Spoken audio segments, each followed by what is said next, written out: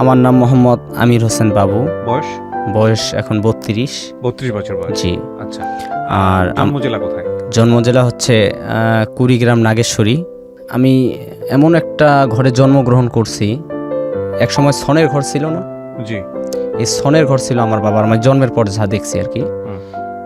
শতকরা 80% মানুষের ছনের ঘর ছিল আমাদের দেশে। আচ্ছা।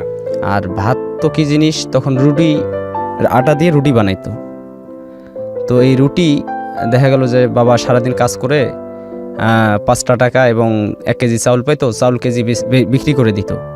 7 টাকা 8 টাকা দরে চাউল বিক্রি করে দিয়ে 5 টাকা 6 টাকা দিয়ে আটা কিনে নিয়ে আসতো।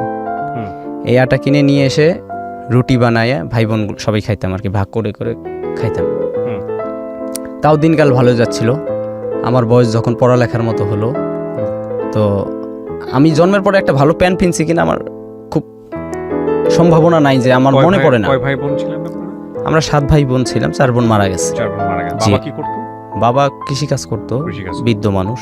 জি। আর আমার বড় একটা বোন আছে, প্লাস আমার বড় আর একটা ভাই আছে, আমি সবার ছোট। ঠিক আছে, বলেন তারপর।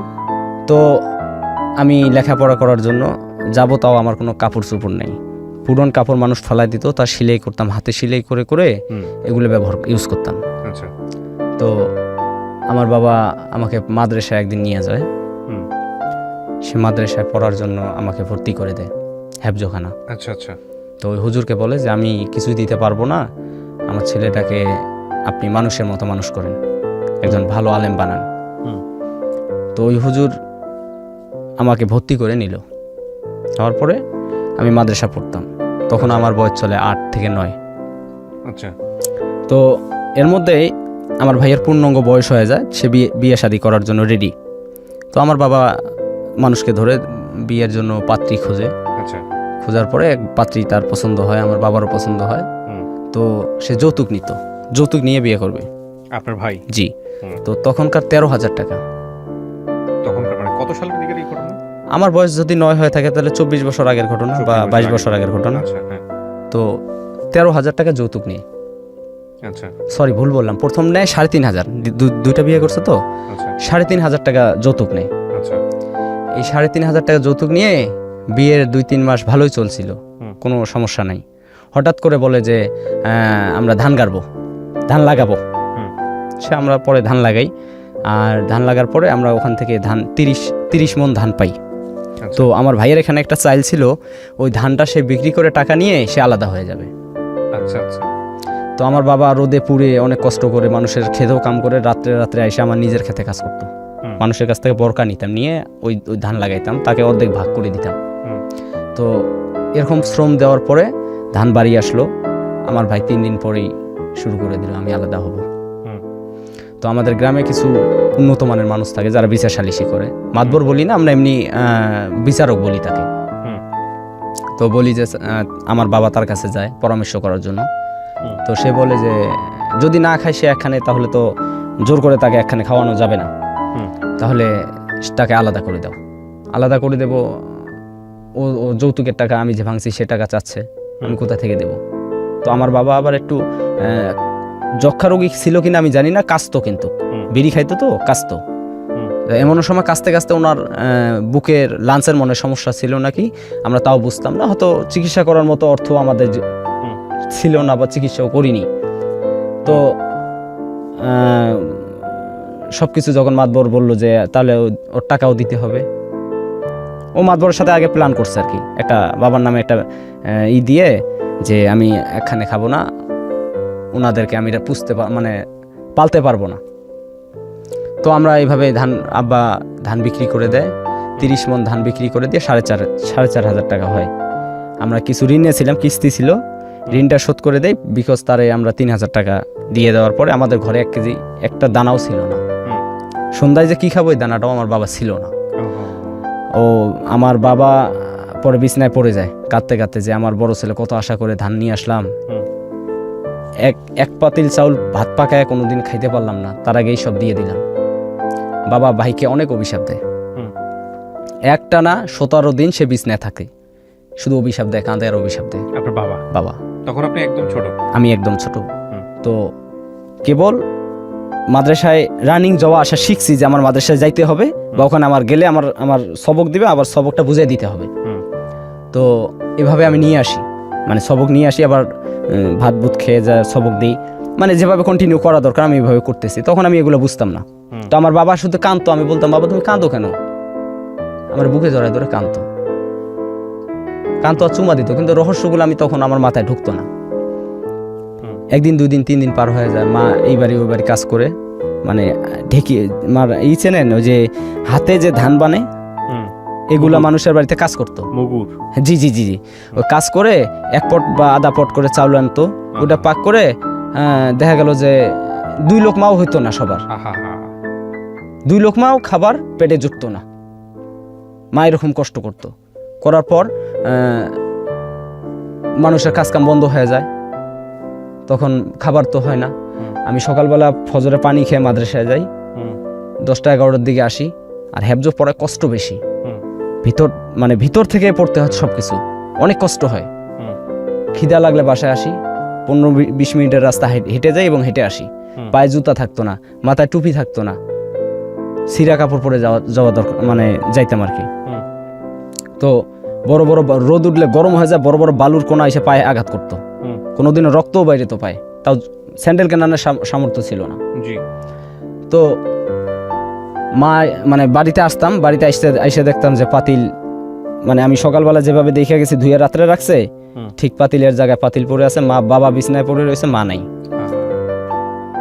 কাউকে কিছু বলতাম না।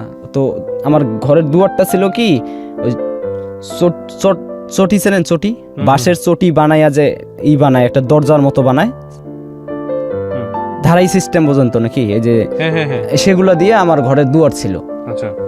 কপাট চৌকাট ছিল না। তো ওই বান খুলে ভিতরে ঢুকতাম, যা দেখতাম বাবা পড়ে কাঁদতেছে, কিন্তু মা নাই ঘরে, আর ওই পাতিলের জায়গায় রয়েছে। আবার 1 গ্লাস পানি খেয়ে রওনা করতাম মাদ্রাসায়, না খেয়ে।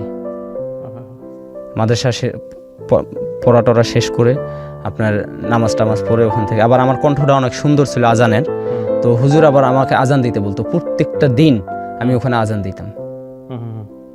তো আসরের আজান দিচ্ছি, কিন্তু আমার পেটে খিদা, আমার মানে কণ্ঠ উঠতেছে না, পেটে এমন খিদা লাগছে কণ্ঠ উঠে না। পরে হুজুর এসে বলতেছে কি ব্যাপার, তুমি আজকে আজান দিতেছো না? আমি আজান দিচ্ছি, খিদায় আমার হাত পা কাঁপতেছে। তখন হয়তো আল্লাহ পাক কিছু এনার্জি, রহমতের এনার্জি আমার ভিতরে দেয়।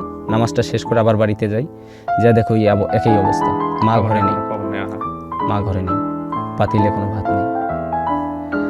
তো আমার বয়সের, আমার মানে জন্মের পরে একটা মেয়ের সাথে আমি খেলাধুলা করতাম, ওরা গ্রামের খুব প্রতাপশালী ব্যক্তি ওই সময়ের। তো ওর মেয়েটার নাম হচ্ছে লাইলা। তো ও আমার বান্ধবী, ও পড়তো বাংলা, আমি পড়তাম আরবি। মাদ্রাসা শেষ করে যে বাকি সময়টা খেলাধুলা করতাম, ওর সাথে ছাড়া আর কারোর সাথে আমি খেলতাম না। তো ও আমার কষ্ট দেখে ও নিজে ওর মার কাছে যা বলতো, মা ভাত দাও। ওর মা ভাত দিয়ে একদিকে কাজে চলে যেত, ওই ভাতের প্লেট নিয়ে দৌড় দিয়ে আমাদের ঘরে বসে যেত, এসে বলতে বাবু তুমি খাও, তুমি খাও। তো চোখ দিয়ে পানি ছাড়তাম আর ওর দিকে তাকায় থাকতাম।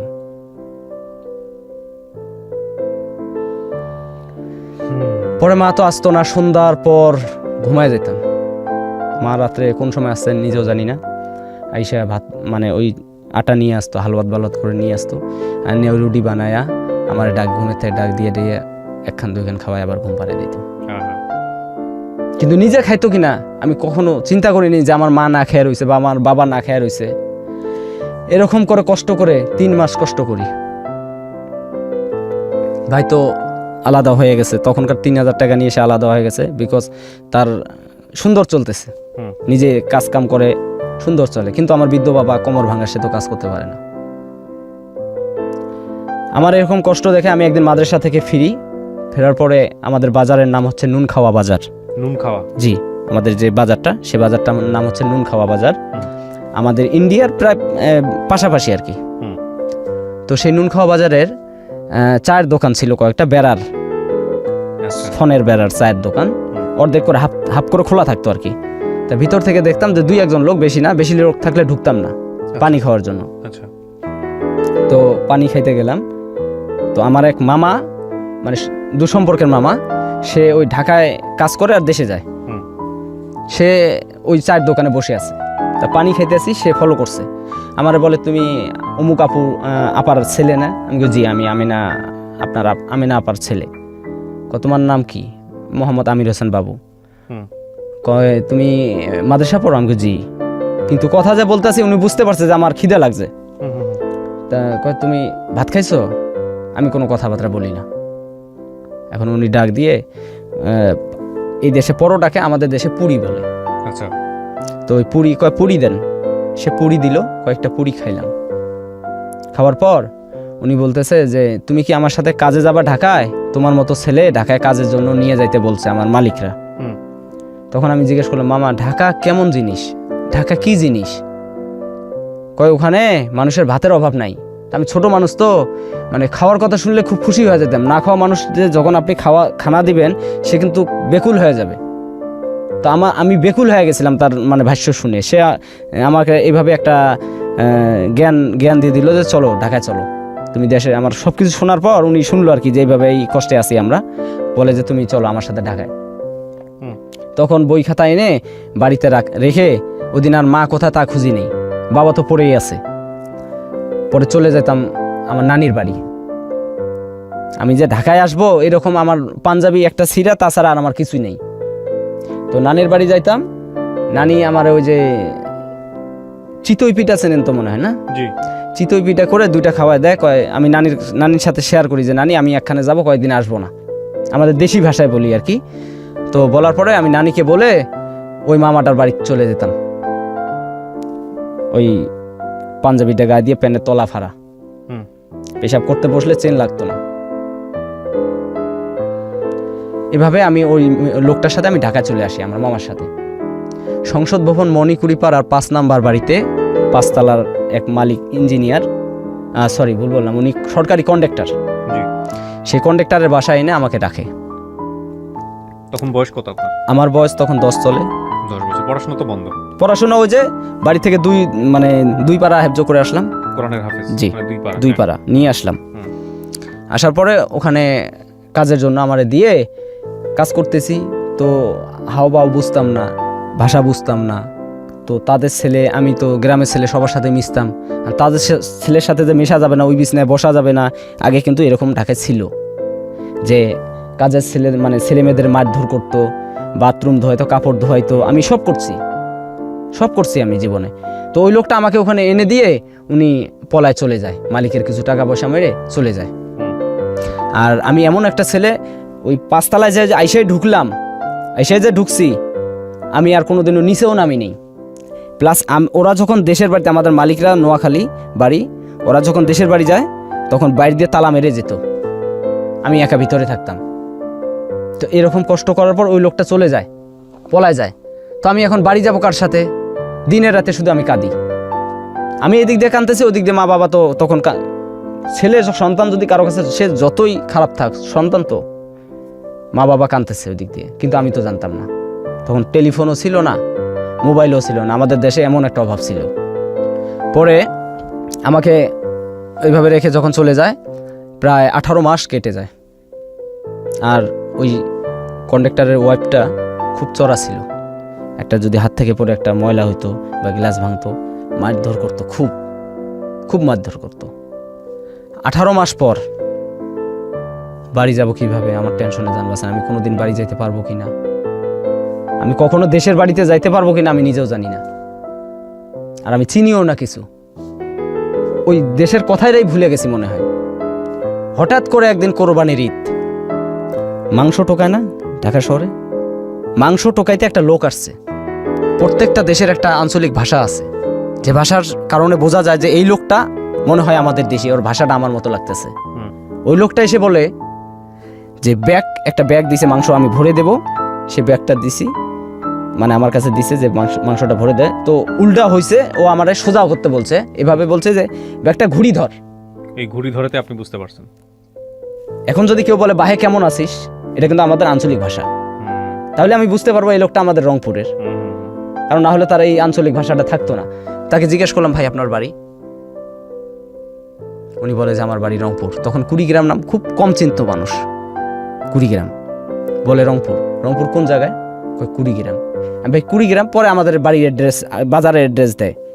আমি বলি ভাই আমি অমুক গ্রামের অমুক অমুক অমুকের ছেলে অমুক, আমি এরকম বিপদে আছি। তো যাই হোক, সে আমাকে একটা কন্ট্যাক্ট নাম্বার দেয়, আমি মামার সাথে কন্ট্যাক্ট করি। কন্ট্যাক্ট করার পর মামা আমার কাছে যায়, ওখান থেকে বেতন দিয়ে দেয় 200 টাকা মাসে বেতন, 18 মাসে 3600 টাকা। এই 3600 টাকা এবং বোনাস, বেতন, কাপড় চোপড় অনেক কিছু আমার সাথে দিয়ে দেয়। এই নিয়ে যখন বাড়িতে গেলাম, মা বাবার মরা যা দেখি যে একটা রাস্তার টোকাই মনে হয় এর চেয়ে ভালো আছে পরিস্থিতি। মা বাবার করুণ অবস্থা হয়ে গেছে। ঋণে কেউ ঋণও দিতে চায় না, দিবে কোত্থেকে?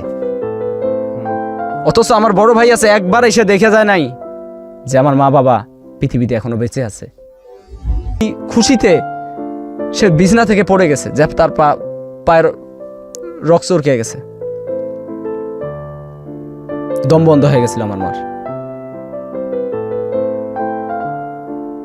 যাক, এভাবে করে কষ্ট করে যখন আর দেশে না থেকে টাকা পয়সা দিয়ে একটু উন্নত জিনিস জানাস করে বাবাকে রেখে বুঝে শুনে আবার ঢাকায় আসি। এভাবে কাজ করতে করতে লালবাগে আমি শিফট হয়ে যাই একটা কাজের জন্য।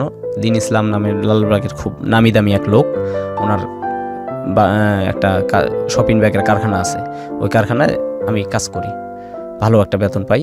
এভাবে আমার দিনকাল আস্তে আস্তে চলতেই থাকে। তো শপিং ব্যাগ বন্ধ হয়ে যাওয়ার পরে আবার ওই যে কাপড়ের ব্যাগ বানায়, তো এইভাবে কাজ করি। কাজ করার পর আস্তে আস্তে মা বাবাও আমার মাঝেই থাকতেছে। 2007 ফেব্রুয়ারির 24 তারিখ দিবাগত রাত্রিতে আমার বাবা মারা যায়। আপনি ছিলেন ওই সময়টাতে বাবার কাছে? আমি ছিলাম না। তো আমার বাবা যেদিন মারা যায়, হঠাৎ করে পড়ে মারা গেছে। বিছানায় অসুস্থ ছিল অনেক কয়েকদিন, কিন্তু তারপর আবার সাবলীল হয়। আবার হঠাৎ করে আমি বাড়িতে বললাম যে আম্মা আমি ঢাকায় যাচ্ছি, দেশে থেকে তো ইনকাম নাই, তো বাবার চিকিৎসাও করা লাগে, তুমি বাবাকে দেখো, আমি চলে যাই। বাবা আমার সাথে সেদিন বলছিল যে বাবা তুমি যাইও না। আমি সেদিন বাবার কথা শুনি নাই। তার 1 মাস পরেই আমার বাবা দুনিয়া থেকে বিদায় নিয়ে নেয়। তো ফোন করার পর শুনে আমি যখন যাই, তো গ্রামের লোক বলতো যে আমার বাবার নাকি একটা চোখ খোলা ছিল আমার জন্য, দেখার জন্য। মানে ওই যে তখন আর্মির একটা গোলযোগ ছিল, তো তত্ত্বাবধায়কের সময় বাড়ি পৌঁছাইতে পৌঁছাইতে অনেক দেরি হয়ে গেছে। তো বাবাকে মাটি দিয়ে দিয়েছে, আমি আর দেখতে পারিনি। যাক, এভাবে বাবা দুনিয়ার থেকে বিদায় হওয়ার পর আমি 8 সালের শেষের দিকে আমি জুরেন পোস্তখোলা হাসনাবাদ নামের একটা জায়গা আছে, রাজের কাজে শিফট হয়ে যাই। তো রাজের কাজ করতে করতে আমি যার বাড়িতে চাকরি করি, মানে যার কাজ করি, সবাই কাজ শেষ করে চলে যেত, আমি তো বাসা নাই, আমি যাইতাম না, ওই সাইডে থাকতাম। তো আমার এরকম দেখে ওই মালিক নবপুরের কাপড়ের ব্যবসায়িক, তো আমাকে 2টা ছাগল কিনে দেয়, রাম ছাগল কিনে দেয়। তো ওই ছাগল 2টা আমি পালতাম।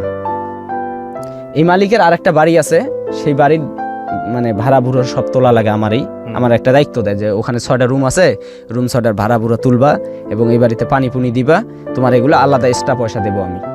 আচ্ছা, আমি এই শুনে আমি কাজ করতে থাকি। তখন 4500 টাকা সেই এক্সট্রা পয়সা আমার দিত কাজ ছাড়া। তো ওই বাড়িতে আমার ওয়াইফরা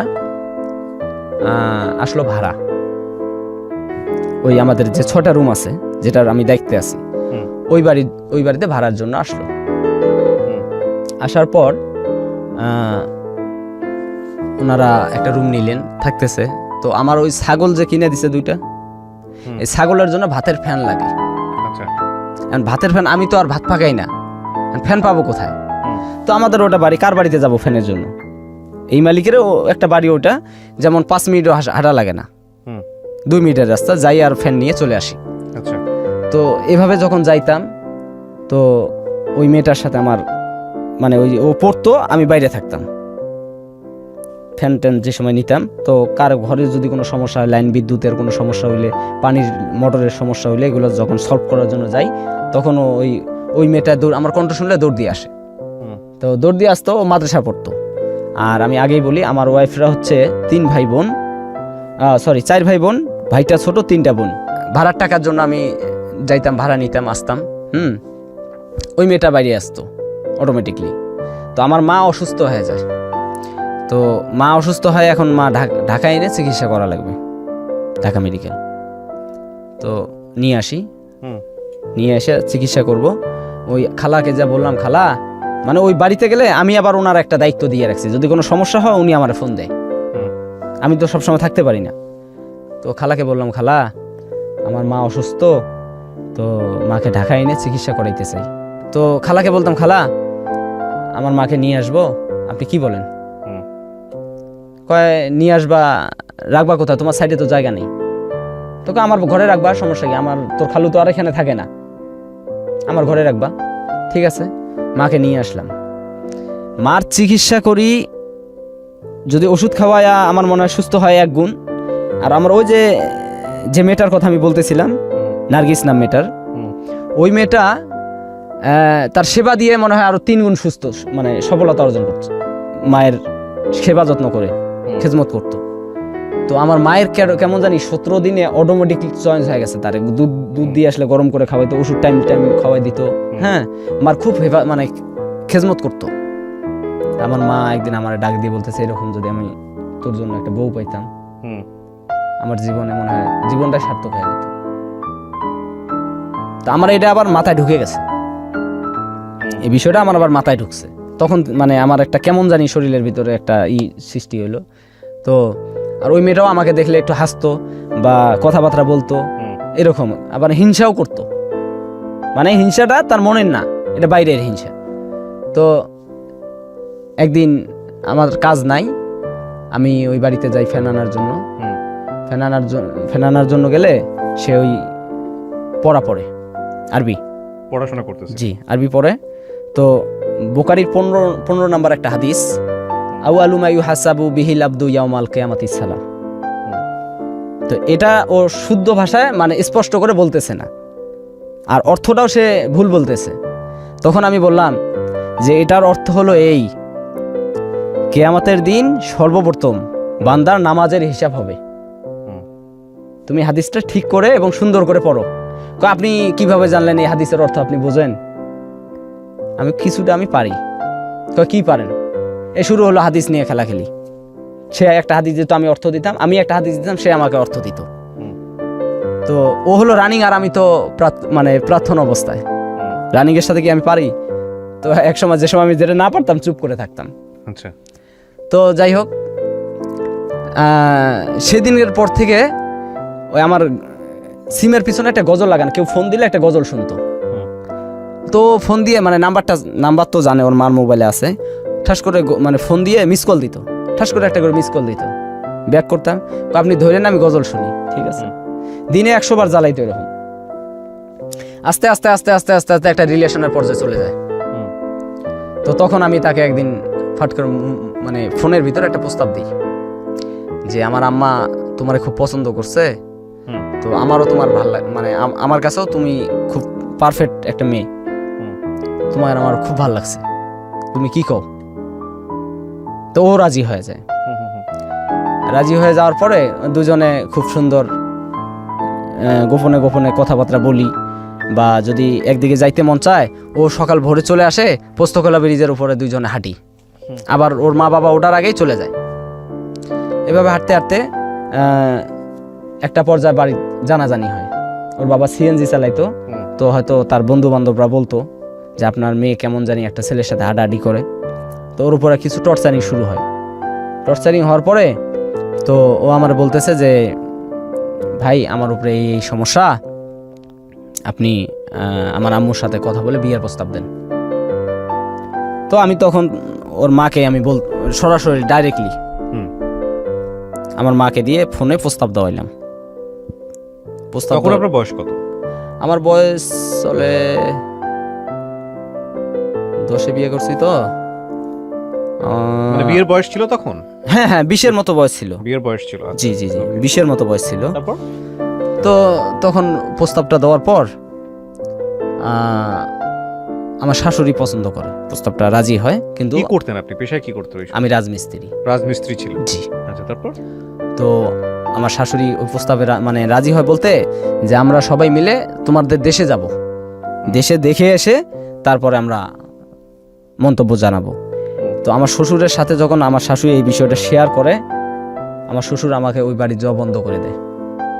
মানে হবু শ্বশুর আর কি। জি, মানে আমার মানে খালার হাজব্যান্ড খালু, হুম। উনি আমাকে ওই বাড়ির যাওয়া সামরিকভাবে বন্ধ করে দেয়। তো যখন বন্ধ করে দেয়, কেন বন্ধ করলেন, কি কারণে? ওই যে আপনার কাছে আমার মেয়ে দিব না, তারা ঘর দেখতেছে এই বাড়িতে থাকবে না, অলরেডি সিদ্ধান্ত নিয়েছে এই বাড়িতে থাকবে না, তারা চলে যাবে। কারণ এই বাড়িতে থাকতে হলে আমার কাছে আসতেই হবে বা আমি ওই বাড়ি যাইতে হবে, ওনারা এই বাসায় থাকবে না। আমার শ্বশুর পার্সোনালি আমার এসে পছন্দ করে না, কারণ আমার জন্মগত চোখটা আমার ছোট, বাম চোখটা। এটা কি আপনি দেখেন তো? হ্যাঁ, আমি দেখি, কিন্তু পুরোপুরি ক্লিয়ার না, আচ্ছা আচ্ছা। আমি কম দেখি এটা দিয়ে। তো এই জন্য আমার মানে শ্বশুর আমাকে পছন্দ, মানে এই খালু পছন্দ করতো না। তখন ওর মানে ওরা রুম ছাড়ছে হলো 1 তারিখে চলে যাবে, সেই মাসের 25 তারিখ হঠাৎ করে রাতে সে আমার ফোন দেয়।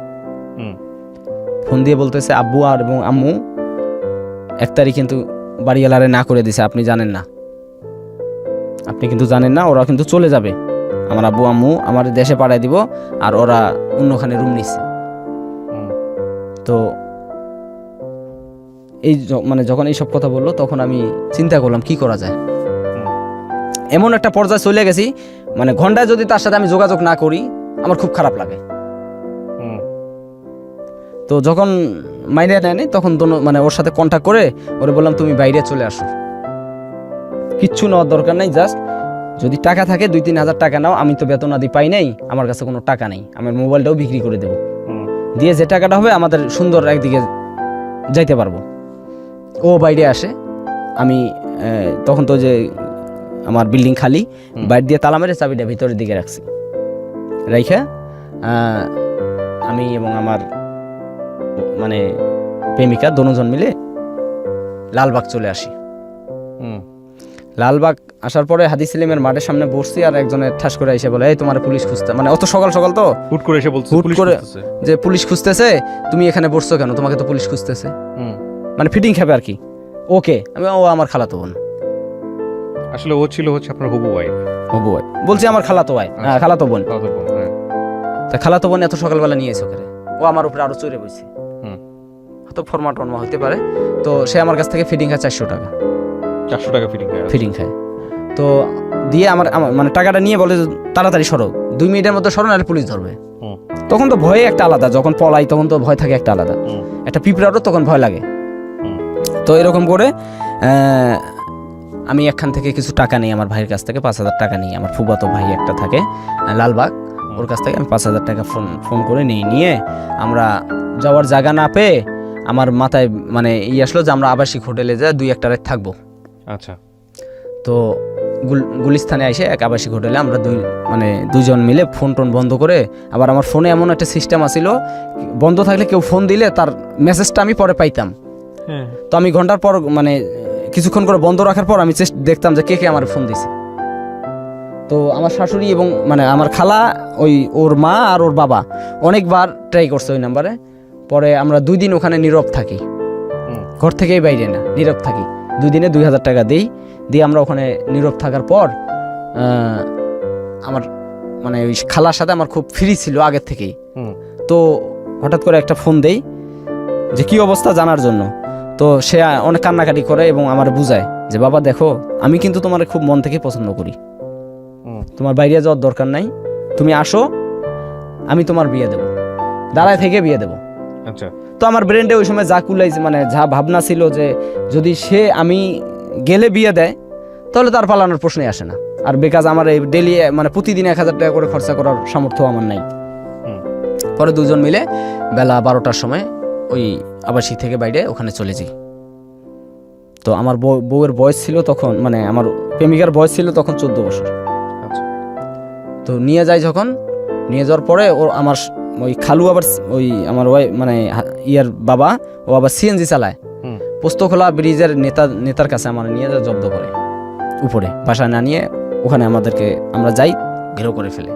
আমরা বাস থেকে নামি, ফোন দেয়, তখন বলি যে আমরা পোস্তখোলা এসে পড়ছি, তখন ঘেরাও করে ফেলে, আমার টান দিয়ে নিয়ে যাই টোল ঘরের ভিতরে ঢুকানোর পরে আমার শ্বশুর মানে শ্বশুর বলতে খালু আর কি। হুম। উনি আমার ঢুকানোর পরে ওই নেতারে দিয়ে আমার মারে। আচ্ছা। মারার পর ওই নেতা বলছে যে, মেয়েটাকে ডাক দিয়ে জিজ্ঞেস করছে যে তুমি কি ইচ্ছা করে গেছো না ও তোমার জোর করে নিয়ে গেছে? কয়, ওরে যদি আমি না পাই এই ব্রিজ থেকে আমি লাফ দিয়ে মারা যাবো। এটা আপনার মেয়েটা মানে মেয়ে আমার প্রেমিকা বলতেছে, হবু বউ, হ্যাঁ। প্রেমিকা বলতেছে। তখন ওই নেতাই বলছে যে আপনার মেয়ে তো রাজি, মিয়া নিয়ে যা বিয়ে দিয়ে দেন। হুম। তখন বাসায় নিয়ে যায়, নিয়ে যাওয়ার পরে রুম আটকায় আমার ওই প্রেমিকারে খুব মারে, নার্গিসকে খুব মারে। হুম। মানে এমন মার মারে যা ও অতটা স্বাস্থ্যবান ছিল না, হালকা পাতলা মেয়ে ছিল। মানে ওর অনেক অনেক জায়গায় স্পট করে দিছে মারতে মারতে ওর বাবা। পরে আমারও মানে মাইরা ওখান থেকে সরায় দেয়। হুম। তো সরায় দেয় যখন, তখন আমি দিশা পাচ্ছিলাম না যে আমি কোথায় যাব। তখন আমি ভাত খাওয়া না সব ছাড়লাম, ছেড়ে দিয়ে মসজিদে ঘুমাইতাম, মসজিদের বারান্দায় ঘুমাইতাম। আচ্ছা। বারান্দায় ঘুমাইতাম আর খালি টেনশন করতাম। রাতটা কোনো রকম কাইটে গেলেও হইলো। আর সারাদিন আমার ভাবনা ছিল না ভাত না পানি না কিছু। আর 5 ওয়াক্ত নামাজ পড়তাম আর আল্লাহকে বলতাম, আল্লাহ আমি কেন ওকে এখানে এনে দিলাম, তুমি ওকে আমার জীবনে ফিরিয়ে দাও। আচ্ছা। ওর বাবার সাথে মা বাবার সাথে যুদ্ধ করতেছে আর আমি আল্লাহর নাম সবসময় নিতেছি যে আল্লাহ আমার জীবনের আমি আর কিচ্ছু চাই না। কিভাবে তুমি ওরা আমার কাছে আইনা দিবা আমি জানি না, তুমি সব পারো। হুম। তাহাজ্জুদের নামাজ পড়তাম। এখন ওর সাথে আমার কন্টাক্ট বন্ধ, বিচ্ছিন্ন হয়ে গেছে। ওরে চোখে চোখে রাখতেছে, বাড়ি থেকে বাড়িতে দেয় না। তখন পার্শ্ববর্তী এক খালা ওই বাড়িতে যাওয়া আসা করত। আমি একদিন এই খালার বাসায় যাই, যে তার হাত পা জড়ায় ধরি।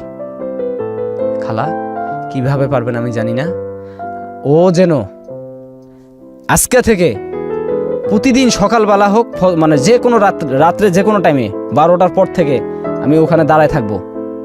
প্রত্যেকটা দিন ও যতদিন যাবে না আমি অতদিন ওখানে দাঁড়ায় থাকবো। আমার কাছে ছিল 600 টাকা, আর কোনো টাকা পয়সা আমার কাছে ছিল না। আর TCL মোবাইল একটা ফোল্ডিং সেট আমার কাছে ছিল। তো মোবাইলটা আমি হাতছাড়া করতাম না। আর 2 টাকা মানে সকাল বিকাল 2 বেলা 2টা রুটি খাইতাম, 6 টাকা করে বা 5 টাকা করে যে বন রুটি, এই রুটি একটা করে খাইতাম, আর কিছু খাইতাম না। সারাদিন ঘুরতাম ঘাটতাম পাগলের মতো, গোসল না খাওয়া না, সারাদিন ঘুরতাম। সন্ধ্যাবেলা হইলে মানে মানে নামাজ টামাজ শেষ করে ঠিক 11টা বাজতো, আমি ওই জায়গায় যা দাঁড়াইতাম রাস্তায়। আর রাস্তাও তখন এখনো কোনো নির্মাণ হয়নি, ওটা রাস্তা এখনো নির্মাণযোগ্য না, খাল খোলা অবস্থায় আছে। তো ওই ইয়ার পিঠ আছে, পিঠের উপরে বসে বসে অপেক্ষা করতাম গেট খুললে যেন সে আমাদের দেখতে পায়। এবার গেট খুললে অন্য কেউ যদি দেখে কোথায় যাব আমি। এভাবে প্রথম রাত যা বসলাম, সারা রাত জায়গা থাকলাম, আসলো না। ফজরের আজানের সময় নামাজ পড়তে গেলাম, নামাজ পড়ে আবার আসলাম, 7টা পর্যন্ত শীত থাকে। এভাবে 13টা দিন পরে 14 দিনের মাথায় শুধু আল্লাহর কাছে কাঁদতাম, তাহাজ্জুদ নামাজ পড়ে, আল্লাহ ওরে মিলাই দাও। মানে আপনাকে কি বলবো, আমি ওরে ছাড়া নিঃশ্বাস পর্যন্ত নিতে পারছি না, এমন একটা পরিস্থিতির মধ্যে পড়ে গেছি। একটা নিঃশ্বাস যে নেবো আমি, যে ওরে ছাড়া একটা নিঃশ্বাস নেবো, আমি তা পারতেছি না। আমি যে আমার যে একটা মানুষ গোসলের প্রয়োজন, খাবার প্রয়োজন, সব ভুলে গেছি। এবং দেশে যে মা কি করতেছে, ফোনটা দিব, আমি তাও ফোনেও টাকা ভরি না। আমার মানে ব্রেন কাজ করে না। 14 দিনের মাথায় ঠিক ভোর 5:30টার সময় ও সুযোগ পায় বাইরে আসছে। যে রাস্তাটা সহজ সেটা দিয়ে না যা উল্টা পথ ধরলাম, কারণ ও তো বাথরুম বা পেশাবের কথা কেউ উঠছে। এতটুকু সময়ের ভিতরে আমার মানে চোখের আড়াল হইতে হবে। আমরা বসে সারা রাত হবে জাগে জেগে, প্রত্যেকটা দিন জেগে থাকতাম। মানে ওরে বাবা, এমনও রাইত গেছে কুত্তা শিয়াল আমার দৌড়ানি দিছে। আর আপনি হাউজিং এর ভিতরে, ওটা তো বসুন্ধরা একটা পলট, বসুন্ধরা মালিকের, আপনি গেলে বুঝতে পারবেন এখনো ছন আছে ওই এলাকায়। কিছু কিছু বাউন্ডারি করে রাখছে কিন্তু ভিতরে ছন। তারপরে এইভাবে থাকার পর আসলে উনি বের হলো। ও বের হলো, বের হয়ে মানে শীতের রাত তো, শীতের দিন আমরা উল্টা পথ ধরলাম। 10 হাত গেলে তো আর কেউ কাউকে দেখা যায় না, এমন শীত পড়ছে। ওকে আপনার জন্যই বের হয়েছে? আমার জন্যই বের হয়েছে। ও আমি যেমন যে অবস্থায়, ও ওর বাড়িতে এরকম অবস্থা। আমি খবর রাখতাম, প্রত্যেক দিনের খবর দিন রাখতাম। আচ্ছা। ওই যে খালা ছিল, মানে ও ওখানে এভাবে জীবন যাপন কাটাইতো, বের হওয়ার জন্য ট্রাই করতেছে। প্রত্যেকটা মুহূর্তে মানে যে গেটে তালা লাগাইতো না সেই গেটে তালা লাগায়, যে গেট সারা রাত খোলা থাকতো ওই গেটে তালা পড়ে গেছে। আর গেট হলো 3টা, রুমের থেকে বাইরেতে মেইন গেট 3টা, বারান্দায় একটা গেট পড়ে, তার সামনে আরেকটা গেট, মেইন গেট একটা, এই 3টা গেটে তালা পড়ে। ওর মা ওর জন্য এখন কাজেও যায় না। আমার শাশুড়ি হচ্ছে বিয়ার কমিটি সেন্টারের খানসামার কাজ করে, ও সে কাজেও যায় না, কাজও তার বন্ধ করে দিছে। যখন আসলো, আল্লাহ আমার হয়তো কথা শুনছে, আল্লাহ পাক শোনার পর 14 দিন পর বাইরে আসলো। আমরা এইভাবে উল্টা পথ ধরে এক সিএনজি ধরে আমরা আবার ওই লালবাগের পথে যাই। মানে যেদিকে আমি মনে করি লালবাগে আমাদের এত মানুষ আছে যা পুরো লালবাগে শুধু রংপুরিয়া বা কুড়িগ্রামের লোকের অভাব নাই। মানে ওই আমার ঢাকার ভিতরে মনে হয় যে ওই এলাকায় গেলে আমি দেশের বাড়িতে আসলাম। তো আমার সাহস যে আমি ওখানে গেলে আমি একটা সেফ থাকতে পারবো। তো আমি ওখান দিয়ে নিয়ে সকালবেলা যাওয়ার পরে ওই সিএনজি ওয়ালার কাছেই ফোনটা আমি বিক্রি করে দিই, দিয়ে সব মিলাই আমার দেশের বাড়ির জন্য টিকিট কাটি, দেশে যাব। নিয়ে যা মামার বাড়িতে রাখলাম, আমার মামির কাছে। আমার মামি আমার সাথে খুব ফ্রি, সে মামির কাছে রাখলাম। রাখার পর আমার মারে বললাম যে মা ওই মেয়েটা নিয়ে আসছি। তো আমার মা স্বাভাবিকভাবে রাগ হয়েছে যে এইভাবে কেন আনলি, বা রাগ হওয়ারই কথা। তো আর আমার মাথার উপরে শাসন করার মতো অন্য কেউ ছিল না। আমার বড় ভাই আলাদা খায়, শুধু জাস্ট মাই আর মামা ছিল একজন। তো মামানি সেভ করে রাখে, মারে খবর দেয়, মা আসে। পরে আমরা সবাই মিলে ওখানে একটা অনুষ্ঠান করে বাড়িতে আমাদের বিয়ে হয়ে যায়। বিয়ের পরে ভালোই চলছিলাম, একটা বাচ্চা জন্ম নেয়। অনুষ্ঠান করে বিয়ে হয় মানে কি ওর ফ্যামিলির কেউ ছিল না? না, ওর ফ্যামিলির কেউ ছিল না, শুধু আপনার ফ্যামিলি? আমার ফ্যামিলির লোকজন ছিল। তো তখন আমরা বাড়িতে বিয়ে শাদী শেষ করে আমি ঢাকায় শুধু ওর মা কন্ট্যাক্ট করে। ওর মার সাথে কিছুদিন পর পর কন্ট্যাক্ট হয়, আমার ওয়াইফের সাথে, নার্গিসের সাথে কন্ট্যাক্ট হওয়ার পর যেমন আমরা খুব দ্রুত সন্তানাদি নিয়ে নেই। ও ঢাকায় আসতে চাইলে সন্তানাদি নিয়ে নেয়, একবারে সন্তান সহ ঢাকায় আসে পর আমার শ্বশুরও মাইনে নেয়, সন্তান দিয়ে মানে নাতিন পায়, খুশি হয়, মাইনে নেওয়ার পর এভাবে চলতেছে, যাচ্ছি। মানে আমার তখন এই শালিকা চাকরি করে গার্মেন্টসে, পড়ালেখা ছেড়ে দিয়ে। বউরা কয় বোন ছিল? 3 বোন। আচ্ছা, ইনি ছোট? আমার সবার ছোট? আমার বউ হচ্ছে সবার বড়। না, আপনার শালিকা কি সবার ছোট? না, আমার বউয়ের ছোট, মেজো। জি। তারপর ও গার্মেন্টসে চাকরি করতো। তো আমি আমার ওয়াইফকে বাসায় রাখতাম, প্লাস আমি এই জুরাইন পোস্ত হলে চাকরি করতাম, ওই রাজের কাজ করতাম। আর ও গার্মেন্টস করতো। তো ও গার্মেন্টসে যায়, এক সুপারভাইজারের সাথে ওর সম্পর্ক হয়ে যায়। আমার শালিকার সম্পর্ক হয়ে যাওয়ার পর আমরা সবাই জানি যে ছেলেটাও ভদ্র এবং ভালো। কয়েকদিন আমার ঘরে এসে খায়াটা গেছে, ভালো ছেলে। আমরাও চাচ্ছিলাম যে ওরে দিয়ে বিয়ে দেবো, কিন্তু আমার শ্বশুর জানতো না, আমার শাশুড়ি সবাই জানতো যে ছেলেটা ভালো। তো হঠাৎ করে একদিন আমার শাশুড়ির ভিসা হয়, আমার শাশুড়ি বিদেশ যাবে, 12-14 দিন বাকি হাতে। তো এর মধ্যে আমার ওয়াইফ কিন্তু দেশে আসে, আমরা রুম ছেড়ে দেই, আমার ওয়াইফও দেশে চলে আসার পর আমার ওয়াইফ আসার পর আমি ওই আমার শাশুড়ির ঘরেই থাকি। শালি আমার শালাটা, আবার আরো ছোট শালিটা, আমি আমার শাশুড়ি এক ঘরেই থাকতাম। তো আমি বারান্দায় ঘুমাইতাম, তারা ঘরে ঘুমাইতো। বা দেখা গেল যে অনেক সময় বারান্দার লোকজন থাকলে আমি ভিতরে ঘুমাইতাম, তারা উপরে ঘুমাইতো, আমি নিচে ঘুমাইতাম। ওরা খাটে ঘুমাইতো, আমি ফ্লোরে ঘুমাইতাম। তো এভাবে চলতেছি। হঠাৎ করে একদিন আমার শালিকাকে দেখার জন্য ওই মানে রাস্তা দিয়ে যাচ্ছিল এলাকার একটা ছেলে, বাড়িওয়ালার ছেলে, ও চয়েস করে। এটা কি আপনার চোখে পড়েছে নাকি আপনি শুনেছেন? কোনটা? এই যে হঠাৎ করে একদিন যে ঘটনাটা এখন বলতেছেন আপনি, বাড়িওয়ালার ছেলে সাউন্ড করে বা কিছু একটা, যেটা এটা আমি দেখছি বলতে আমি তো উপস্থিত সেখানে, আপনার চোখের সামনে। পরে আমার শালিকাকে ওরকম টিস করে। তো আমি তখন আপনার স্ত্রী হচ্ছে গ্রামের বাড়িতে, আমার দেশের বাড়িতে। জি, আমার। আর আপনি, আপনার শালি আর কে থাকেন সবাই একসাথে? আমার শাশুড়ি, সবাই মিলে একসঙ্গে থাকেন? জি, আমার ছোট শালি, দুজন ছোট শালি আর শালাটা হচ্ছে ছোট, একসাথে এক ঘরে থাকতাম। আচ্ছা। তো আমার শ্বশুর থাকতো ছোট শাশুড়ির ঘরে। আর সবচেয়ে মজার বিষয় হচ্ছে যে আমি আমার শাশুড়িকে খালা বলে ডাকতাম, আজ অব্দি আমি তাকে শাশুড়ি বলে বা মা বলে ডাকিনি। তারপর আমি যখন দেখলাম যে এরকম, আমি সেদিন কাজে যাইনি, আমার চোখে ধরা পড়লো যে এরকম একটা দৃশ্য হচ্ছে। পরে আমি আমার শাশুড়ির সাথে কথা শেয়ার করি। শেয়ার করার পর আমার শাশুড়ি ওরে মানে সবাই মিলে চাপ দিয়ে ধরি, তো বলে যে আমি ওকে ভালোবাসি, মানে শালিকা বলে ভালোবাসি, যে আমি ওকে ভালোবাসি, একই গার্মেন্টসে কাজ করি। তো তখন আমরা আবার ছেলেটাকে ডাক দিয়ে নিয়ে আসি, গোপনভাবে ডাক দিয়ে নিয়ে এসে, ছেলেটার নাম হচ্ছে সুজন, তো যশোর হচ্ছে তার বাড়ি। তো তার সাথে কথাবার্তা বলি, ছেলেটা ভদ্রই, তার মানে বুঝলাম আর কি যতটুকু কথাবার্তা বলা দরকার সে অবস্থায় আছে। অলরেডি আমার শাশুড়ি ওই বিদেশ যাওয়ার জন্য ক্লাস, মানে ভাষা শেখার জন্য ক্লাস করে, এর মধ্যে ডেট হয়ে গেছে যে কি মাসের আমার মনে আসতেছে না, ওই মাসের 14 তারিখ উনি চলে যাবে। এর মধ্যে 6 তারিখ দিবাগত রাত্রি, হ্যাঁ, আমার শ্বশুর একটা ছেলে নিয়ে আসলো আমাদের মানে আমার শাশুড়ির ঘরে নিয়ে আসলো।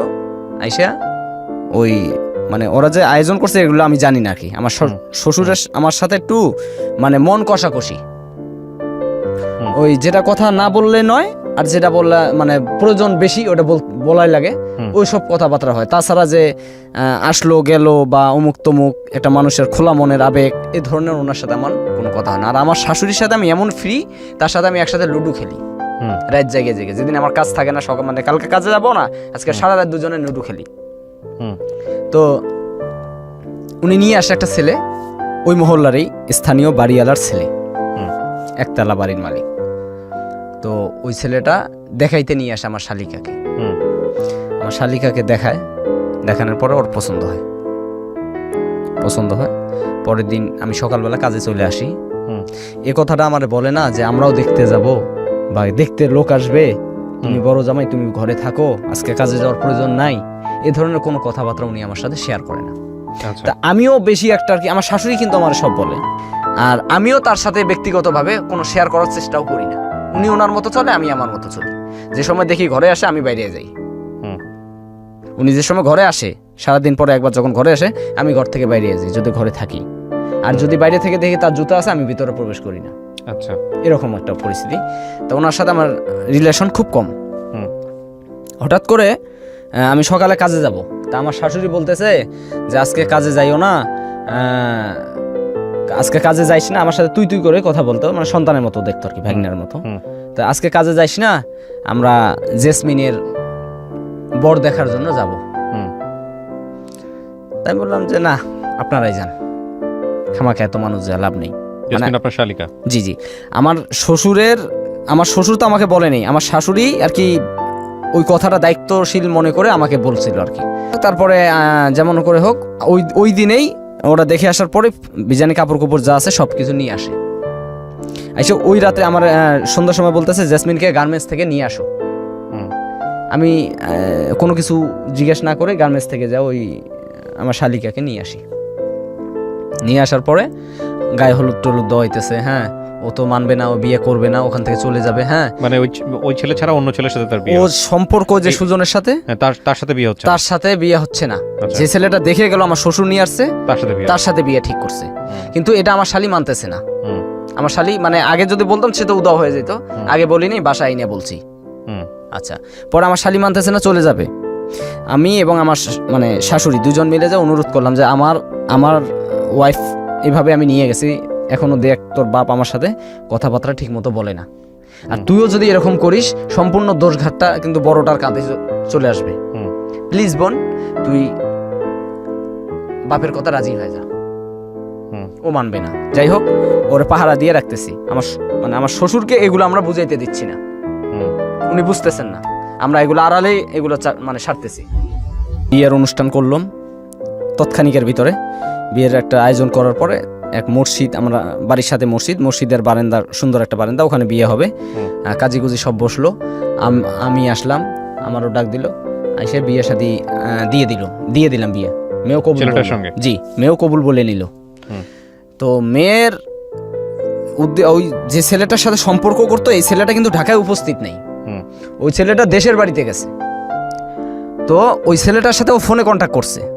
ওই ছেলে বলছে যে আমি আসতে কয়েকদিন দেরি হবে।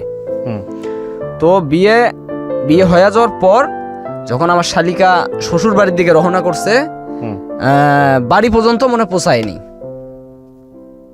আচ্ছা, যেভাবে হোক ওই ওখান থেকে সরে গেছে। হয়তো বা বাড়িতেও মানে বাড়িতেও যাওয়া যদি পাড়া দিয়ে তার ছল দিয়ে যাইতে পারে, হুম মানে বাড়ি পর্যন্ত পৌঁছাইছে কিনা আমার মানে ধারণা নেই আর কি, হুম কারণ আমি বিয়ের সাথে যাইনি, আমার ধারণাও নেই। আচ্ছা তো হঠাৎ করে ফোন আসলো, জেসমিন নাই।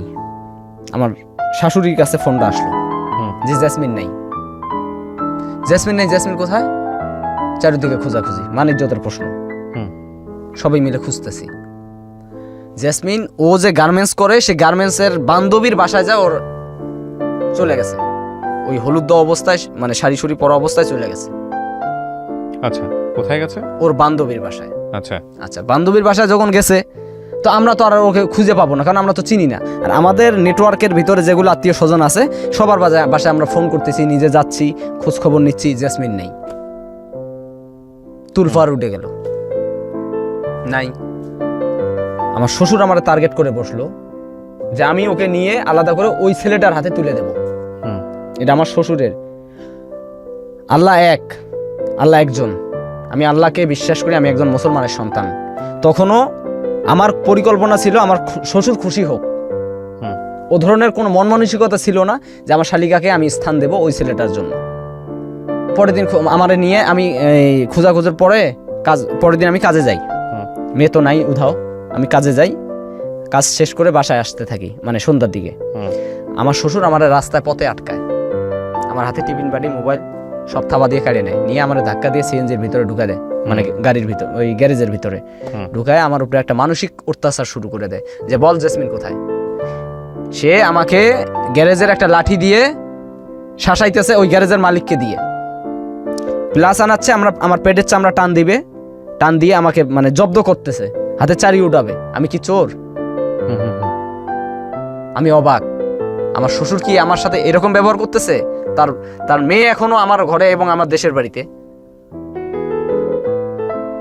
হুম পরে রাস্তার সাথে তো আমরা যে বাসায় ভাড়া থাকি, ওই একজন ভাড়াটে দেখছে যে আমাকে এইভাবে মানে ধস্তাধস্তি আমার সাথে চলতেছে, দৌড় দিয়ে যে আমার শাশুড়ির কাছে খবর দিছে। হুম আমার শাশুড়ি দৌড় দিয়ে এসে পড়ছে যে কি ব্যাপার, এখানে কি হচ্ছে, ওর বাবুকে কেন আটকাইছেন, ওর অপরাধ কি?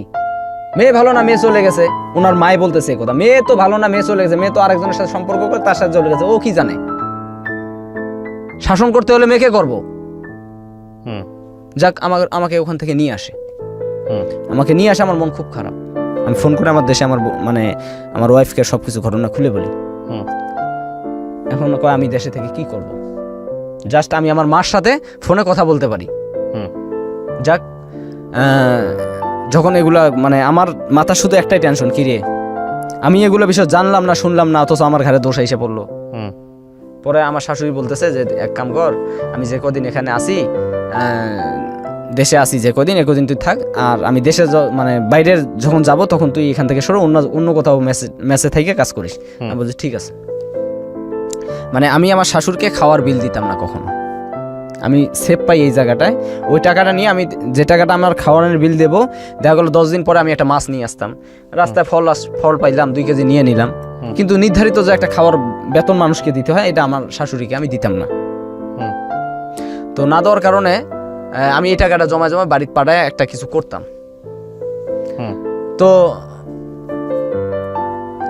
চতুর্থ দিন, হুম মেয়ে হারায় যাওয়ার চতুর্থ দিন আমার কাছে একটা হঠাৎ করে, আমি কাজ করতেছি, হঠাৎ করে একটা ফোন আসে। হুম ফোন আসে, ভাইয়া আপনি কোথায়? যে আমি কাজ করতেছি। কিরে তুই কোথায়? কয় আমি আছি যেখানে আছি। তুই যেখানে আছিস মানে তুই জানিস এদিকে কি হয়ে গেছে? ভাইয়া কি হয়েছে? এই ঘটনা।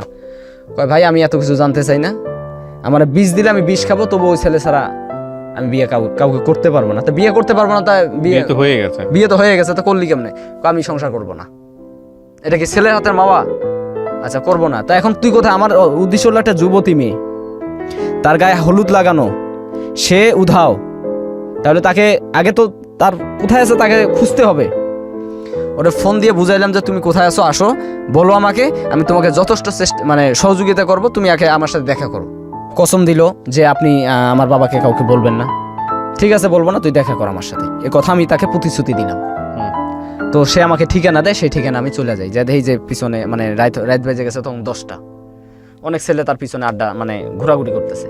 যাই হোক, আমার একটা বন্ধু মানে কলিগ আছে, সে পুলিশে চাকরি করে, তার সহযোগিতা নিয়ে আমি ওখান থেকে ওকে নিয়ে সোজা লালবাগে সিএনজি নিয়ে টান দিয়ে সিএনজি নিয়ে লালবাগে যাই আমার খালার বাসায় নিয়ে যাও, ওরে ওখানে রাখি। রাখার পরে আমি আবার পোস্তকলা চলে আসি, ওই রাতেই ব্যাক করে চলে আসি যে আজকে আর শোনানোর সময় নেই, কালকে শুনুন কী ঘটনা। ওরা আপাতত সেভ করে আসলাম। আইসা আমার শাশুড়ি চিন্তা ভাত খানা, আমিও খাই না, মানে আমি খাই না, তো এখন আমার একটু মনে ভাল লাগতেছে যে টেনশন মুক্ত হইলাম। আর এদিক দিয়ে খোঁজাখুঁজিও মনে করেন দিন গেলে তো একটু কমিয়া যায়, 2-4 দিন গরম থাকে একটু কমে যায় না, তারপর যোগাযোগ তো আছেই, খবর টবর নিতেছি। এর মধ্যে আমার শাশুড়িরও প্রায় দিন ঘনাই আইছে বাইরে যাওয়ার জন্য, সৌদি আরব যাবে। তো 10 তারিখ দিবাগত রাত্রি আমার শাশুড়ি একটা কাজের জন্য বাজারে গেছে, বাজার সদাই আর যাই হোক একটা কাজের জন্য বাজারে গেছে। এর মধ্যে আমার শ্বশুর কিন্তু ঘরে আইছে, আমি ঘরে বসা। আইসা বলতেছে যে আমার মেয়ে কোথায় আছে, আমার মেয়ে কোথায় আছে, আমার মেয়েকে বাইর করবা, না হলে তোমাকে আমি আবার অপমান করব। আমি কোনো কথা সেদিন আর কোনো জব দেইনি, কোনো কথাও সেদিন আমি বলিনি। পরের দিন সকালবেলা আমি মেয়ের কাছে গেলাম, বলো তুমি কি চাও। মেয়েরা কোথায় ছিল তখন? লালবাগ। আমি ওই যে বলে আসলাম খালার বাসায় রেখে আসলাম। তো মেয়ে বললো যে আমি ওই ছেলেকে চাই। তো পরে আমি ওই ছেলের সাথে ফোনে কন্ট্যাক্ট করি যে তুমি কোথায়। কয় ভাই আমি দেশের বাড়িতে এর সাথে কথা বলো। ওর সাথে কথা হইলো, 15 দিন সময় নিল ওই ছেলেটা 15টা দিন সময় চাইলো। তো যাই হোক 15টা দিন আমি তার শর্টকাটে নিয়ে আসি লালবাগে, ওরে 15টা দিন আমি নিজের আওতায় রাখি। এর মধ্যে আমার শাশুড়ি যেদিন যায় সেদিন সন্ধ্যাবেলা আমারে ডাক দিয়া মাথায় হাত দিয়ে বলে তোরে আমি ছেলের মতো জানি, ছেলের মতো ভাবি, বল আমার মেয়ে কোথায় আছে। আমার শাশুড়ি আমার এই প্রশ্নটা করে। তখন আমি বললাম যে খালা আমার জেসমিন আমার খালার বাসায় আছে, এই অবস্থা, সুজনের কাছে, সুজন ছাড়া কিছু চায় না। আমার শাশুড়ির সাথে আমি সবকিছু শেয়ার করি। তো বললো যে ওর দায় দায়িত্ব যা আছে সম্পূর্ণ তোর হাতে দিয়ে গেলাম, ওরা কোথায় দিবি কোথায় কি করবি আমি এগুলো জানি না, আমি চলে গেলাম। আমার শাশুড়ি চলে গেলেন। পরের দিন সকালবেলা আমার সাথে শুরু হয়ে গেল টর্চার। আমি আর ওখানে থাকতে পারলাম না, চলে আসলাম রাজাবাড়ি, কাজের সাইডে থাকি। এর এখানে 15 দিন 1 মাস পার হয়ে যায়, ছেলে আসে না। হঠাৎ একদিন মানে ফোন বন্ধ করে হবে, ফোনে কন্ট্যাক্ট হচ্ছে না। ও দেশে যায় করছে বিয়া, ওই ছেলেটা, আমরা কেউ জানতাম না। মানে যে ছেলেকে পছন্দ করতো ওই ছেলেটা দেশে যায় করছে বিয়া। 1 মাস পরে ফোন দিয়া কয় ভাই আমি বিয়ে করছি, আমার পক্ষে যাওয়া সম্ভব না। আচ্ছা কিবরিয়া ভাই স্যার আপনি বলেন। আমি এই 1 মাস পরে, এর মধ্যে একটা কথা ভুলে গেছি, আমার ওয়াইফকেও আমি বলছি যে ও আমার খালার বাসায় আছে। কয় দেখেন যদি আপনি পারেন তো ওর সাথে দিয়ে দেন, কারণ আমাদের আগে থেকে পছন্দ ওই সুজন, সবারই, আমার ওয়াইফেরও পছন্দ ছিল সুজনকে। তো বললে যদি আপনি পারেন দিয়ে দেন, আমার ওয়াইফের সম্মতি এখানে ছিল। তো থাকার পরে ও যখন এই কথা বললো তখন আমি আবার আমার ওয়াইফের সাথে শেয়ার করলাম বিষয়টা। আচ্ছা স্যার আপনি বলেন 1 মাস পরে কোনো ওয়াইফকে কি কোনো বর মাইনা নিবে, শ্বশুর বাড়ির লোকজন কি মাইনা নিবে? আমি যদি এখন ওরে নিয়ে ওর শ্বশুর বাড়িতে ফিরাই দেই মাইনা নিবে? মাইনা নেওয়ার মতো না। আর ওই 1 মাস পরে ওরে কি ওর বাপের কাছে দিলে তো ডাইরেক্ট মানে মেরেই ফেলবে।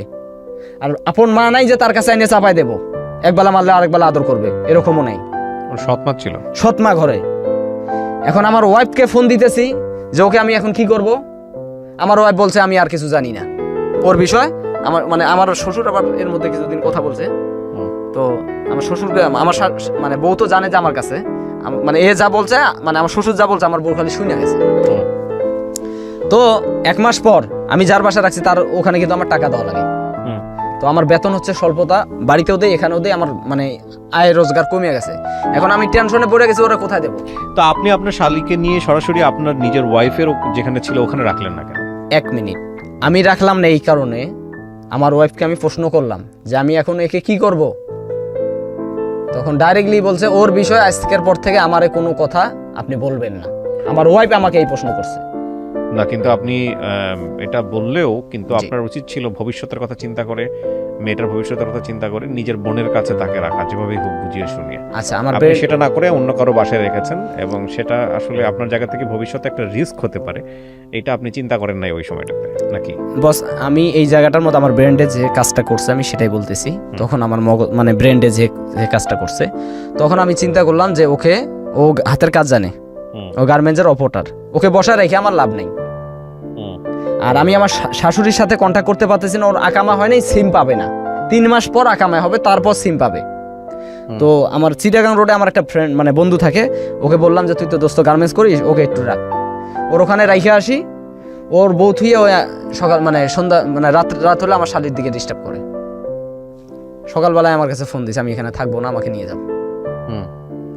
কি সমস্যা, কয় এই সমস্যা, নিয়ে আসে, আবার ওই নিয়ে এসে লালবাগ। পরে দুজনে যুক্তি করলাম যে এখন কি করা যায়, হয়তো আমার ব্রেন ত্রুটি ছিল ওই সময়।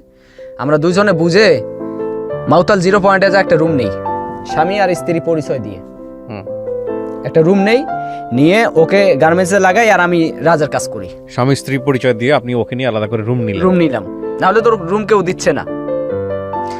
রুম নেওয়ার পর দুজন ওর কাজ করতেছে, আমি আমার কাজ করতেছি।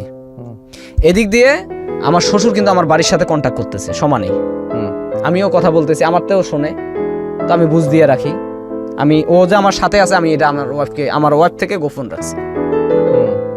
কিছুদিন যাওয়ার পর স্বামী আর স্ত্রীর একটা ভাবমর্যাদা আছে, সকালবেলার কিছু কাজকর্ম আছে, আমাদের থেকে কেউ দেখে না। 16টা রুম একটা বাড়িতে, আমরা চলি একদম ভিন্ন টাইপের। মানুষের একটা সন্দেহ জাগিয়ে গেছে যে ব্যাপারটা কি, এরা স্বামী স্ত্রী সকালবেলা গোসল করে না, স্বামী স্ত্রীর মানে কোনো ভাব ভিতরে দেখি না, একদিন কাইজাও লাগে না, একদিন ঝগড়াও লাগে না, কোনো কথাও বাজে না, একটা সন্দেহমূলক। আমার ওয়াইফ কথার সাথে সাথে একটা বাসার এক মহিলার কাছে লিক করে দিছে যে ও আমার দুলা ভাই, আমি ওর বউ না। ওই মহিলা আবার এই কথাটা আস্তে আস্তে শেয়ার করে পুরো বাড়ি মানে অবস্থা খারাপ। ওই অবস্থা সব ফালায় তুই ওখান থেকে মানে সেই দিন ফিটিং হয়ে আসি, চলে আসলাম, চলে সাভারে চলে গেলাম। সাভারে যে আবার ওই একইভাবে রুম নিলাম। এর মধ্যেই আমার ওয়াইফ আমার সাথে ফোনে কিছু কথাবার্তা বলার পর আমি তার সাথে কিছু রাব ব্যবহার করি। এই রাব ব্যবহারগুলো সেও আমার সাথে করছে, প্লাস আমিও তার সাথে করছি। কিন্তু আমারটা হয়তো বেশি হয়েছে, তারটা কম হয়েছে। আমি রাগে কয়েক মাস টাকা দেওয়া বন্ধ করে দিছি বাড়িতে। বন্ধ করে দেওয়ার পর যেমন ও ব্যাক করে চলে আসবে ঢাকায়, ওর বাবা ফোন দিছে যে তোমার ওখানে থাকার দরকার নেই, ও জেসমিনকে বিয়ে করছে, তুমি চলে আসো। এর মধ্যে আমার শাশুড়ি কিন্তু আকামা হয়, আমি আমার শাশুড়ির সাথে কন্ট্যাক্ট করি। আমার শাশুড়ি বলছে যে যেমন যেখানে আসো ওখানে ওই অবস্থায় থাকো, আমি না যাওয়া পর্যন্ত কোনো সিদ্ধান্ত নাই। চলতেছি, আমার ওয়াইফ চলে আসলো। কাউন্টারে আসার পর আটকায় বাড়িতে নিয়ে গেলাম, উনি থাকবে না, চলে আসবে ঢাকায়। সংক্ষেপ করি, উনি ঢাকায় চলে আসলো। আমি যে বাচ্চাটা নিয়ে নিলাম, ও ঢাকা চলে আসলো। আমার যে বাচ্চাটা, তখন বয়স তার 5 বছর, মেয়েটা চলে আসার পর আমি তার সাথে কন্ট্যাক্ট করার চেষ্টা করি অনেকবার, কিন্তু কোনো কাজ হয় না। সে আমাকে গালাগালি করে তার সৎ মার সামনে, বা বাবা যা শিখিয়ে দেয় সে ওই ব্যবহার। মনোমালিন্য হচ্ছে, তাকে নিয়ে যোগাযোগ নাই, এরকম একটা অবস্থায় আছেন, আর আপনি তাকে বলছেন ছেলে দেখে সে বিয়ে করবে। সেই ছেলে যদি জানে এসব, সেই ছেলে কি বিয়ে করবে তাকে? জি, আমি বলতেছি ঘটনাটা। আপনি বলেন আমাকে অ্যানসারটা, পরে ওই সব জায়গায় যান। এটা কেউ বিয়ে করবে না। তাহলে আপনি কি মানে কোথায় যাচ্ছেন, কি বোঝাচ্ছেন আপনি? আমি আমার গার্মেন্টস থেকে আমি অনেক দূরে রুম নিছি। আপনি আমার গল্পের এই জায়গাটায় পয়েন্ট আউট করেন। প্রথম কথা হচ্ছে আপনি নিরপরাধ, আপনি সেটা বলতে আসছেন এখানে, আমি বুঝতে পারছি, কিন্তু এটা তো মানুষ তো ধোয়া তুলসীর পাতা না। আপনি নিরপরাধ হন আর যাই হন, আপনার নিজের একটা সংসার আছে না? জি, আপনার ওয়াইফের কাছে একটা দায়বদ্ধতার ব্যাপার আছে তো? জি, আপনার বাচ্চাও আছে। সেখানে আপনি ওয়াইফ বাচ্চার কথা চিন্তা করলেন না, আপনি আপনার শালীর কথা চিন্তা করে আপনার নিজের সংসারে 12টা বাজিয়ে দিলেন, এবং শালীর সাথে একদিন 2 দিন না, বছর খানেক ধরে আপনি একসঙ্গে আছেন। এবং সাথে আপনি আপনার শালীকে বলতেছেন অন্য একটা ছেলেকে দিকে বিয়ে করার জন্য আমার নিজের আবার সংসার আছে। মানে এটা তো মানুষের ওভারলোডেড গাঁজা খাওয়ার পরেও তো মানুষের এই ধরনের চিন্তা আসার কথা না। সেখানে বছর খানিক ধরে আপনি মানে শালীর সঙ্গে এভাবে মানে এটা মানুষকে আপনি যাই বলুন, মানুষ সেটাই কি বিশ্বাস করবে? একটু তো লজিক থাকতে হবে। অবশ্যই থাকতে হবে, কারণ আর ঘটনা হচ্ছে যে আমি এইরকম মানে আমার ব্রেন্ডে ওই রকম মানে ওই সময় 1 বছর ধরে আপনার ব্রেন জাগে নাই। আমার ব্রেন মানে ওই সময় যে অবস্থায় ছিল আমি তো সবকিছু আপন বোন হলেও একটা কথা ছিল, এখানে লজিক থাকে যে আমার আপন বোনের জন্য আমি এটা করছি, মানুষ সেটা বিশ্বাস করবে। এখানে শালিকা এবং শালি আর দুলাভাইয়ের সম্পর্ক, সেটা তো আলটিমেটলি আপনি যদি তাকে আপন বোনের মতো দেখেও থাকেন, মানুষ সেটা বিশ্বাস করবে না। সেখানে তো বিষয়টা এরকমই, এটা তো খুব স্বাভাবিক, তাই না? এটা হাস্যকর একটা বিষয় হয়ে গেল, খুবই হাস্যকর বিষয়। যাই হোক, আমরা এখানে নাম পরিচয় গোপন রেখে পুরো গল্পটাই উপস্থাপন করছি। দর্শক এবং শ্রোতা সবসময় মনে রাখবেন যে যিনি এখানে আসেন তার দিকে আঙুল তোলা আমাদের উদ্দেশ্য নয়, কিন্তু এই গল্পগুলোর থেকে আমাদের অনেক কিছু শেখার আছে। বলেন তারপর কি হলো? তো এভাবে থাকতে থাকতে ওকে আমি বলি যে তুমি একটা ভালো ছেলে দেখে, ও আমাকে বলে যে আমি অমুক ছেলেকে পছন্দ করছি, বা আমি বলছি যদি ভালো হয় তা তুমি চলে যাও। তো এভাবে আমরা 1-2 বছর মানে 1 বছর থাকার পর হঠাৎ করে মানে সাভারে যে 1 বছর ছিলাম, আবার এখানে ছিলাম প্রায় আরো 6-7 মাসের মতো, সব মিলায় প্রায় 2 বছরের কাছাকাছি হবে আর কি। তো ও এক ছেলেকে পছন্দ করে গার্মেন্টসের, ওই ছেলেকে সবকিছু খুলে বলে যে ও আমার দুলা ভাই বা এক বাসায় থাকি। ওই লোক জানে না যে আমি একা থাকি ওকে নিয়ে, এই বিষয়টা সে জানতো না। তো তার সাথে ওর বিয়েটা ঠিক করে ফেলি, একটা ডেট করি, মানে সংক্ষেপে নিয়ে আসলাম, এর ভেতরে বহুত কথা। একটা ডেট করি যে 9 তারিখ বেতন হবে, 10 তারিখে শুক্রবার পরে 10 তারিখে তোমার বিয়ে দেবো, এরকম একটা ডেট করি। ঠিক ওই মাসের 2 তারিখে আমার কাছে সন্ধ্যার সময় একটা ফোন আসে। ও এর মধ্যে আর একটা কথা আছে, আমার যে বাচ্চাটা আমার সাথে থাকে আমাকে বলে আব্বু, ওরে বলে আন্টি। তো মানুষ অবশ্য প্রশ্ন করতে পারে ঘটনা কি, বাচ্চা আপনাকে বলে আব্বু, ওকে বলে আন্টি। তখন একটা মিথ্যার আশ্রয় নেই, মিথ্যার আশ্রয়টা এটাই যে আমার প্রথম ওয়াইফ মারা গেছে। এটা বলেন আপনি? জি, এটা আমি নিজে বলি, এটা এই অপরাধটা আমি করছি। কাকে বলেন? মানুষকে। যেমন কেউ জিজ্ঞেস করলে যে আপনাকে বলে আব্বু আর ওকে বলে আন্টি, এক বাসায় থাকতে গেলে অনেকজন জিজ্ঞেস করে, তখন আমি এই অপরাধটা করি যে আমার প্রথম স্ত্রী মারা যাওয়ার পর এই বাচ্চার জন্য দ্বিতীয় বিয়ে করতে হয়েছে শালিকাকে, এই জন্য ও ছোটবেলা থেকে আন্টি বলে আসছে, এখন আন্টি বলে। এই অপরাধটা আমি ওই শিশু বাচ্চা দিয়ে করছি। আর মেয়েটাকেও শিখিয়ে দিছি তোমার আম্মুর কথা কেউ জিজ্ঞেস করলে বলবা মারা গেছে।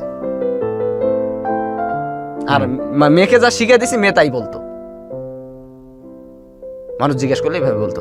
যাই হোক, আমার বাচ্চাটা অ্যাক্সিডেন্ট হয়, আমার বউকে আমি ফোন দেই, আমার মানে 2টা পা প্লাস্টার সার্জারি করি সেন্ট্রাল হাসপাতাল সাভার। আমার বউ ওই একই অবস্থা, আসেনি, সেখানেও যায়নি। তো ওর বিয়ে ঠিক করে ওই মাসে 2 তারিখে আমার কাছে ফোন আসে। হঠাৎ করে একটা ফোন আসে, ফোনটা রিসিভ করলাম, জিজ্ঞেস করলো যে হ্যালো আপনার নাম কি আমির হোসেন বাবু? আমি কি জি। নার্গিসকে চেনেন? আমি জি আমি চিনি, নার্গিসকে চিনি। নার্গিস আপনার কি? আমার ওয়াইফ। একটু কথা বলেন। আমার সাথে কথা বললো। একটা মানুষের সাথে সম্পর্ক বিচ্ছিন্ন করার জন্য যে 3টে শব্দ উচ্চারণ করা হয়, সে মানে সেই উচ্চারণগুলো আমার কানে সে করলো, এবং উপস্থিত ওখানে সাক্ষী লোক ছিল, উপস্থিত বিয়ের মজলিসে বসে তারা ফোন দিছে। ওই কাজী আমারে ফোন ধরে দিছে, সে আমারে। আর আমাদের বিয়ের রেজিস্ট্রেশন ছিল না, কলমা পড়া বিয়ে ছিল, শুধু হুজুর দিয়ে কলমা পড়ে বিয়ে পড়া রাখছি, কিন্তু রেজিস্ট্রেশন করে কোনো বিয়ে হয়নি। কাবিন মানে ওই কাবিন নামা লেখে না, ও লেখালেখিটা আমাদের হয়নি। তো যাই হোক, সে আমাকে মানে ফোনে 3 কথা বলে দিল। 3 কথা বলতে তালাক? জি। ওই কথা 3টা ইউজ করলো যখন, আসমান জমিন, মানে তখন আমার মানে আসমান জমিন পুরো পৃথিবী ঘুরতে শুরু করলো। আমার স্বপ্ন ছিল যে এই মেয়ে মানে আমার শাশুড়ি বিদেশ থেকে আসার পর আমার শালিকাকে আমার শাশুড়ির কাছে আমি বুঝাই দেবো। এই অবস্থায় যদি আমার হাত থেকে হারায় যায় তাহলে আমি একটা ফাঁসবো, মানে জরিমানার তলে পড়বো। সে যদি এসে জিজ্ঞেস করে আমার মেয়ে কোথা, আমি কোথেকে দেবো? ও যদি একদিকে চলে যায়, মানে অনেক কিছু বিবেচনা করে তার গায়ে আমি হাত দিতাম না। আমার প্রয়োজন হতো আমি টাকা দিয়ে বাইরে যাইতাম, অন্য কাজ মানে অন্য জিনিস ব্যবহার করতাম, কিন্তু ওর সাথে আমার কোনো খারাপ আচরণ ছিল না। আমার ইচ্ছা ছিল, আপনি বিশ্বাস করলে করতে পারেন, না করলে নাই, আমার মনের থেকে বলছি আমি, আমার মানে মনের আশা ছিল যে ওর মা যতদিন দুনিয়ায় না মানে বাংলাদেশে না আসবে ততদিন ও আমার কাছে থাকবে, যেদিন আসবে আমি নিয়ে যা বুঝাই দেবো যে আমি আর মানে আপনার মেয়েরে যে আমার দায়িত্বে রাখছি, যে বুঝাই দিলাম। বা এই ধরনের আমার চিন্তা ভাবনা যা ছিল আমি তাই বললাম আপনারে, এই ধরনের একটা চিন্তা ভাবনা ছিল। আর এদিক দিয়ে ওর বিয়েও যদি ঠিক করে ফেলছি, ওর আয়োজনও করতে মানে 2জনে কামাইতেছি, ওর জিনিস বানাইতেছি, বিয়ের জন্য আয়োজন করতেছি। এদিক দিয়ে আমার বউ আমার সাইডে যেদিন চলে গেল, এখন আমার বাচ্চাটা আমার সাথে, আমার মানে শালিকা তো গার্মেন্টসে। তো আমি কাঁদতেছি, মানে আমার আসমান দুনিয়া ঘোরা শুরু হয়ে গেছে। এটা কোন শব্দ ব্যবহার হলো আমার সাথে? সে এমনি টর্চারিং করতো, কিন্তু ভাবতাম যে আমার যখন শাশুড়ি আসবে তাই সে বুঝায়া অবশ্যই সে আমার ঘরে সে তারে দিবে। শাশুড়ি কি দেশের বাইরে ছিল? জি, সৌদি আরব ছিল। তো এই জিনিসটা মাথায় রাখতাম, কিন্তু আমি কখনো কল্পনা করতাম না যে আমার ওয়াইফটা আমার জীবন থেকে হারায় চলে যাবে। এই ধরনের কোনো চিন্তা ভাবনা আমার মাথায় ছিল না। তো যখন ওই 3টা কথা সে বলে দিয়ে এবং কাজী সাহেব বলছে যে ওর আজকে বিয়ে, তখন আমার ভিতরে হুশ ঢুকে গেছে যে আমি মানুষ, আর আমি এটা কি করতেছি। যে অপরাধগুলো আমার নিজের ভুলের কারণে হোক আর কাউকে সহযোগিতা করার জন্য হোক, যে ভুলটা আমি করলাম এর সংশোধনটা কি? আমার ওয়াইফে তো বিয়ে হয়ে যাচ্ছে, আমার এই বাচ্চাটার হবে কি? যে বাচ্চাটা আজ পর্যন্ত কাউকে একটা খারাপ ভাষায় গালি দেয়নি। এখন আমি বসে বসে কাঁদতেছি, চোখের পানি জড়জড়ায় পড়ে। মেয়েটা দৌড় দিয়েছে, আবু তোমার কি হয়েছে, তুমি কান্দো কেন, ব্যথা পাইছো? কিন্তু ওই ছোট মেয়েটা কি জানে যে ওর মা মানে ওর মা ওর কাছ থেকে চলে যাইতেছে? ওরা কি বলা সম্ভব?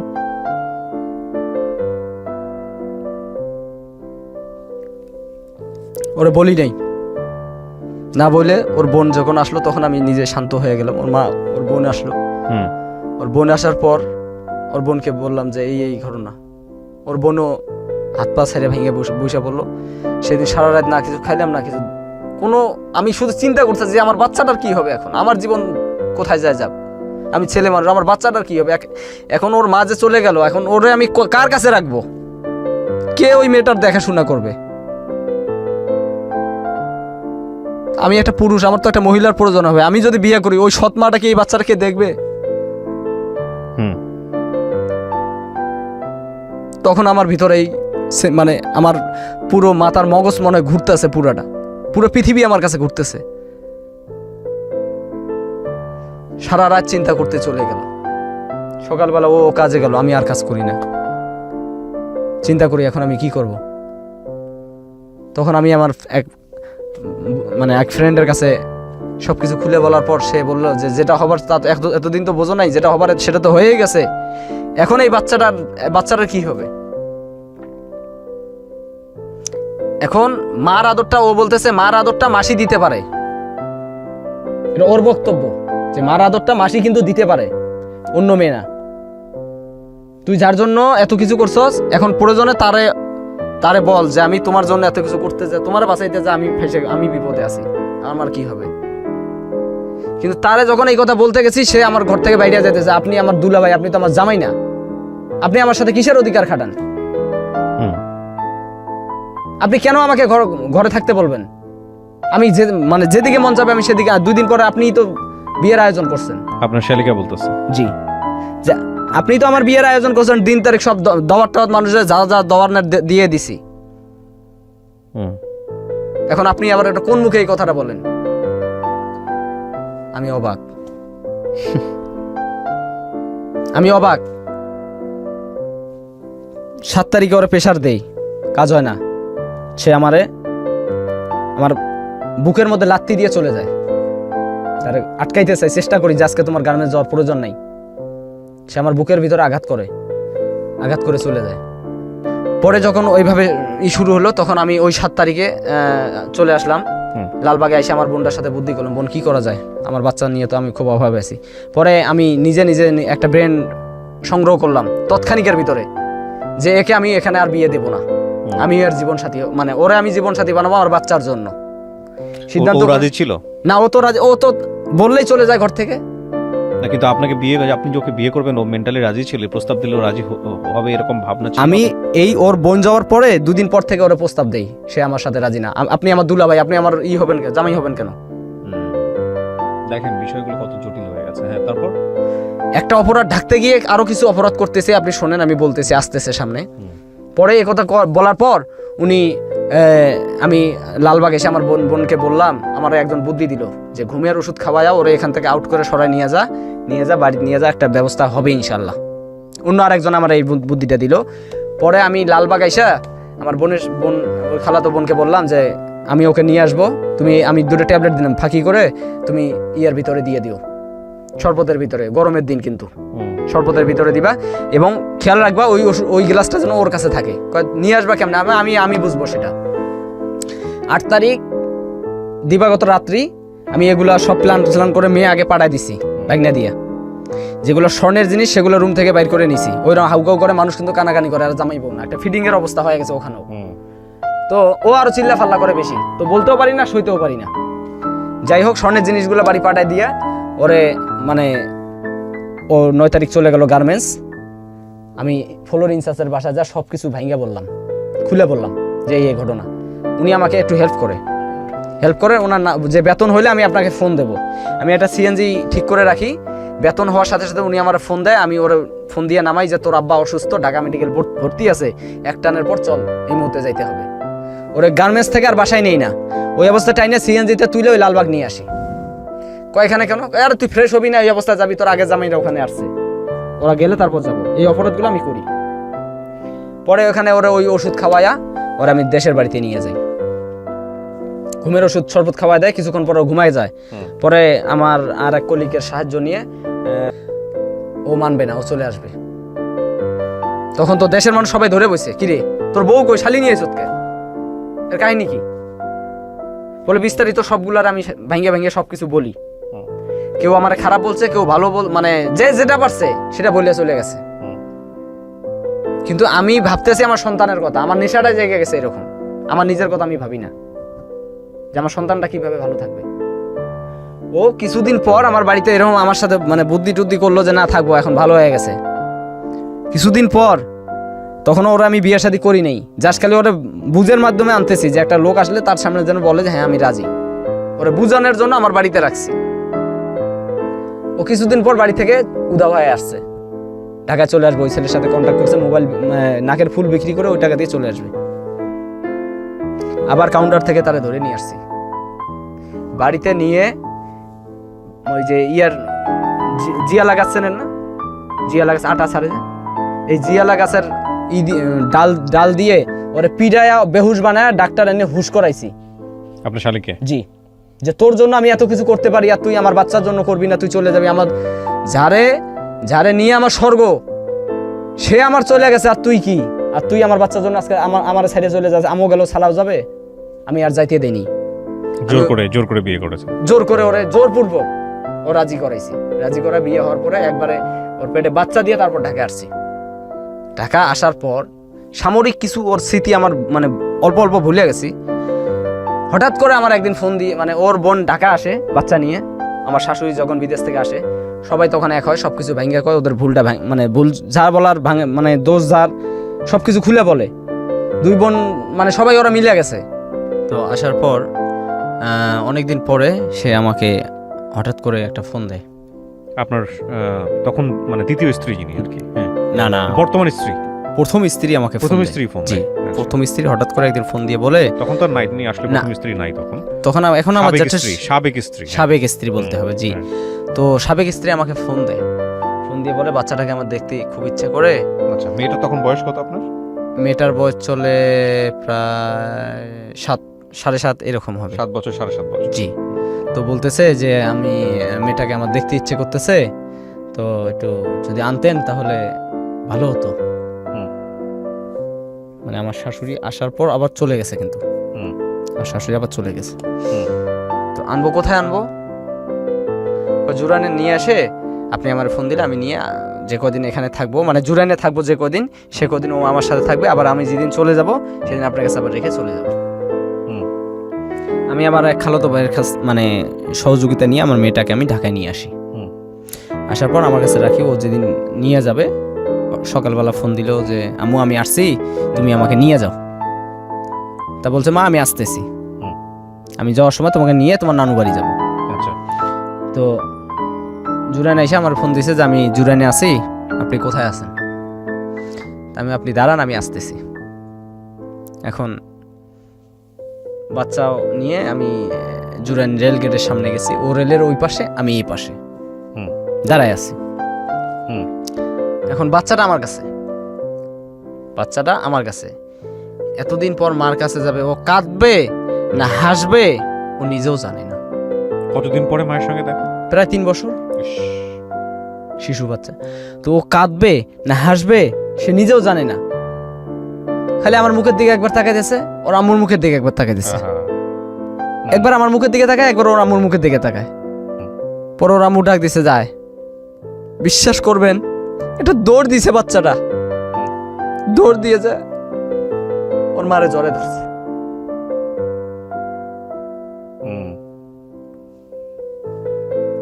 পরে ওর মা বলতেছে যে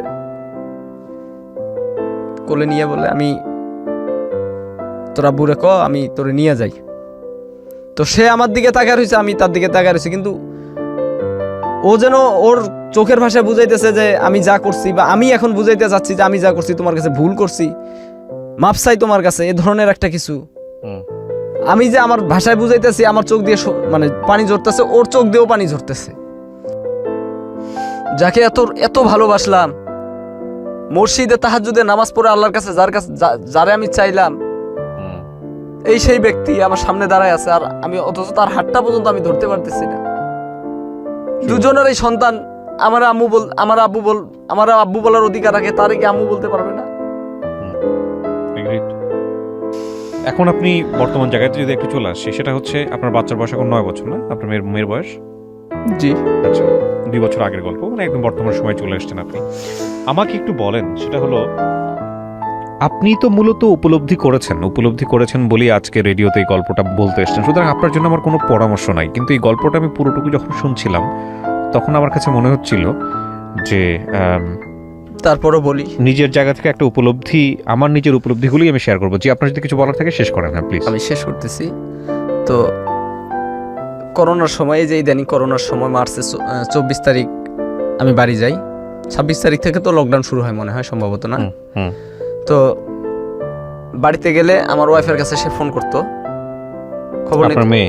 না, আমার সাবেক স্ত্রী ফোন করতো যে কিভাবে চলতেছো, কি খাচ্ছ, টাকা পয়সা আছে কিনা, বাজারঘাট কিভাবে চলতেছে। কারণ আমার বাড়ির পরিস্থিতি তো ভালো জানে। ওয়াইফেরও তো বিয়ে হয়ে গেছে, মানে সাবেক ওয়াইফেরও তো বিয়ে হয়ে গেছে। জি, আমার ওয়াইফের মানে ওরা দুই বোন কথা বলতো, বাচ্চা কথা বলতো, কিন্তু আমি কথা বলতাম না। প্রয়োজনীয় যদি কোনো কথা হইতো আমি আপনি করে কথা বলি আর কি। আপনি তো এখন আপনার দ্বিতীয় স্ত্রীর সঙ্গে আছেন। জি। মানে সেখানে আপনি সুখী বলতে, যে কোনো মানুষ যদি 100-তে 90% একটা মানুষের যদি দুর্বলতা থাকে, আমার সেই দুর্বলতাটা এখন আছে, আর 10% তারে নিয়ে আমি সুখী। আপনার ওয়াইফ আপনাকে নিয়ে সুখী? বর্তমান ওয়াইফ সে তো বাধ্য হয়ে বিয়ে আমার বিয়ে করছে, সে বাধ্যই। প্রিয় দর্শক এবং শ্রোতা, আমি রেডিওর মাধ্যমে একটা কথা বুঝাইতে চাই কিবরিয়া স্যার। আমার ভুলের কারণে, আমার নিজের ভুলের কারণে 4-5টা জীবন যে ক্ষতিগ্রস্ত হইল, আমি মনে করি সম্পূর্ণ ভুল আমার।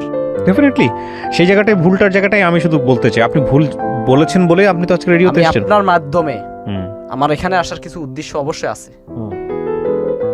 আমি আপনার মাধ্যমে বলতে চাই, সারা বাংলাদেশের মানুষকে বলতে চাই, কেউ যদি কখনো নিজের মানে মনের মানুষকে বিয়ে করে থাকেন, তার পরামর্শও প্রয়োজন আছে, আপনার পরামর্শ চলতে গেলে দুজন উভয় যুক্তি এবং বুদ্ধি করে চলতে হবে। নিজের একার বুঝটা যদি বুঝতে যান, আমি আজকে যে জায়গাটায় আছি সেন্সলেস একটা রাস্তায় যদি আমি চলি, এখন গন্তব্যে আমি যাবো একদিকে, কিন্তু যাচ্ছি আর একদিকে, হঠাৎ করে মনে হয় আমি কেন এখানে, আমি তো এই গন্তব্যে আসিনি। রাইট, আপনার এই জায়গাটা থেকে অনেক কিছুই বলার আছে, আমি একটু সংক্ষিপ্ত করে ফেলতে চাই। প্রিয় দর্শক এবং শ্রোতা, ইউটিউবে যারা এই অনুষ্ঠানটা দেখবেন এবং একসাথে যারা রেডিওতে শুনছেন, সবার জন্যই বলছি, সেটা হলো যে ভাই, আমি যে একটু খুব বড় স্কলার বা আমার যে কথাগুলো আসলে শুনতে হবে আপনাকে, বিষয়টা এরকম না। আমার নিজের আত্ম উপলব্ধি বলেই গল্পটা শুনে, সেটা হলো যে কোনো একটা সম্পর্ক, বিশেষ করে সম্পর্কটিকে থাকে বিশ্বাসের উপরে, সম্পর্কটিকে থাকে কমফোর্ট জোনের উপরে।